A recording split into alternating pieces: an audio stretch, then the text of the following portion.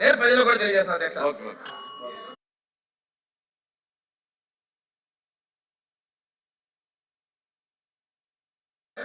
దాని me the clarification అడుగుతారు. ఆయనే మాట్లాడారు, దాని మీదే కదా ఆయనే ఇస్తారు పేరు, నేను ఎత్తలే. ఆయనే నా పేరు తీసుకుని మాట్లాడారు. సరే చెప్పండి చెప్పండి చెప్పండి.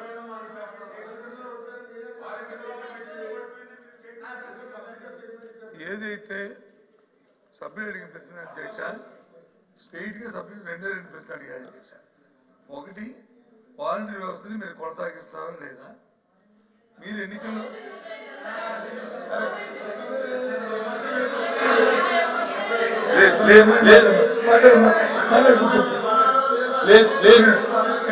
కొనసాగిస్తారా లేదా? ఏంటి సార్ ఇది? కూర్చోండి కూర్చోండి సున్నాడు. లేదు ఇంకా అడగలేదు. ఏ సాంప్రదాయం, దయచేసి ఒప్పుకున్నారు కదా. చెప్పండి చెప్పండి. కొనసాగిస్తారా లేదా? మా సభ్యులు అడిగిన ప్రశ్న ఏంటి అధ్యక్ష, వాలంటరీ వ్యవస్థ కొనసాగిస్తారా లేదా? ఎన్నికలు వెళ్ళినప్పుడు మీరు వచ్చి 5,000 రూపాయలు కాదు, వాళ్ళకి 10,000 రూపాయలు గౌరవ వృత్తి ఇస్తారని చెప్పి, వేతనం ఇస్తారని చెప్పారు. అది ఇస్తున్నారా లేదా? ఈ రెండే రెండు. కొనసాగిస్తే కొనసాగిస్తున్నాం, లేకపోతే లేదు. ఇందాక గౌరవ మంత్రి గారు ఏం చెప్పారు, అసలు వ్యవస్థ లేదంటారు. వ్యవస్థ లేకపోవడం ఏంటి అధ్యక్ష? వ్యవస్థ వచ్చి ఉంది, కాకపోతే ఆ రెన్యూవల్